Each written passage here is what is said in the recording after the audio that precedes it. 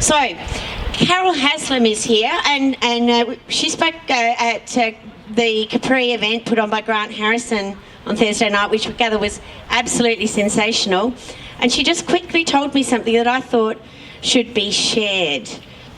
So Carol, you might know as a great big advocate for small business, politically too, yes.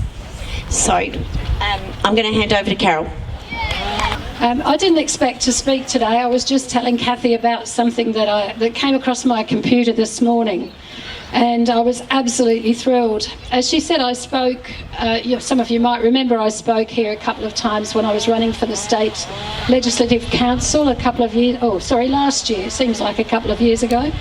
And my message hasn't changed. It's still for the middle sector of small, medium family business.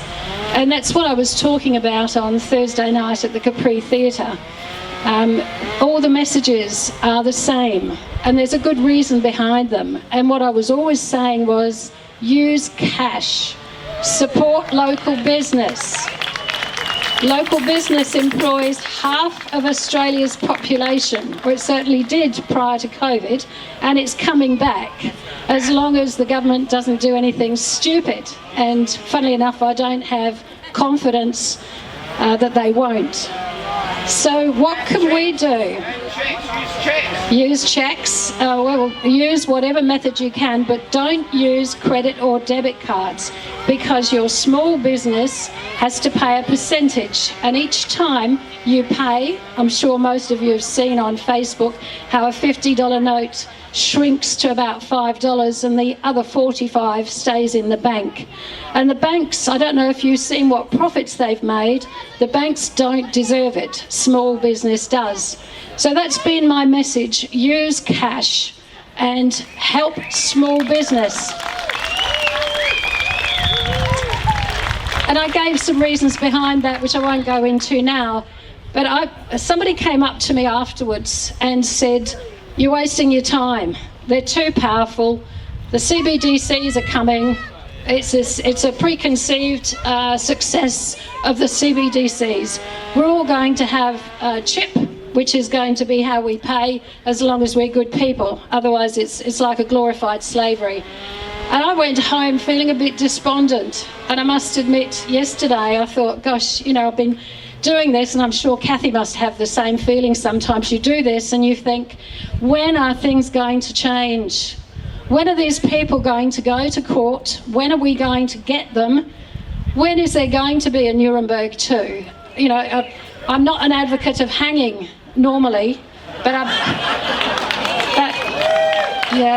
must admit, there are days when I think, for heaven's sake, what do we have to do to wake up the rest of the world? That was my feeling yesterday. And I had a video. My business is in travel. I have a lot of international contacts. So I have a lot of these people who are on the same page right around the world. And in fact, on Thursday I was talking about my trip to Paris. I did get invited by the French government to go to a conference in March, and I haven't travelled for 4 years, which for somebody in travel is an awfully long time. And I went to France when all the protests were on. Well, they haven't finished, have they? The French, I say, if there's any French here, put your hand up. I absolutely love them. They do not give in. They do not comply. They fight back. They know how to say no. And that's what we have to do, is learn how to say no, we will not comply. We don't have to be rude. We don't have to set fire to places. We don't have to be aggressive. We do just what we're doing today, which is saying we're not going to take this. And we certainly don't want to take it anymore. So this video that came from, finish the French story, what they're doing to say use cash. They have groups of 40 or 50, and this isn't just in Paris, this is all over France. And they go to, there was one chain of supermarkets that said, we're not taking cash. So they all took it in turns to go to these supermarkets, a whole chain of them. And they filled up their trolleys to overflowing. And they went to the human checkout, put pushed it all through, chatted nicely to the checkout chick, and when it went through, they said, "Oh, I don't use cards." And the checkout chick says, "Well, we don't take cash." "Well, I'm awfully sorry. There's nothing I can do." So that person walked off. All those items, the whole trolley full, had to be back registered. There's a whole queue behind. And number 10 is the next one in line, who's got a whole big trolley full of food and doesn't have a card. That went on for a week, and the supermarket said they will accept cash. There you go. They do this in supermarkets. They do it in service stations where you fill up and you say, "I've only got cash." And they do it in restaurants. The French love restaurants, and they go and have a lovely meal and say, "Oh, none of us have got cards."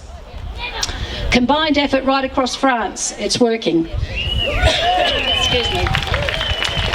So the video that lifted my spirits, that came in about 5 o'clock this morning, came from Canada.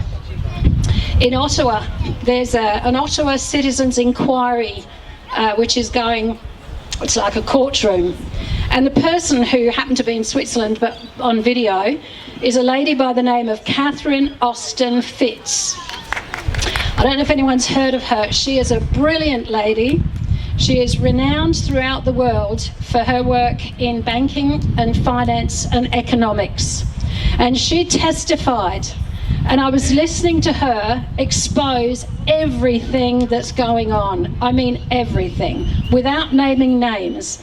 She did say we have to have a reset, because every government in the world, through this elite group, have been spending far more than we've ever been able to earn. And that we all know it's fiat money, it's not backed by gold or silver. This has been done over a period of time. But what she did say was, there are two ways to have a reset. The really rough way, which is what we're seeing, or she said there's a much more comfortable way, which is what we need to aim for. And what really surprised me, she said, it's the middle sector, the small, medium family businesses that are being squeezed. And I thought, yes, somebody else recognises and starts to speak out. And she's got far more credibility and reputation than I have. She carries a lot of weight. And she said, all we have to do, everybody, is use cash. My big message, use cash, support local business, tell them no. And she said, if everybody says no, we have the numbers. Now, I know we've said that, but being reinforced at that level on an international court procedure absolutely gave me faith and hope. So that's my message for this morning. There's a lot of hope out there. What happens if they demonetise cash? What do you do then? If they demonetise cash, what do you do then? We don't have all the answers. What was your question, buddy?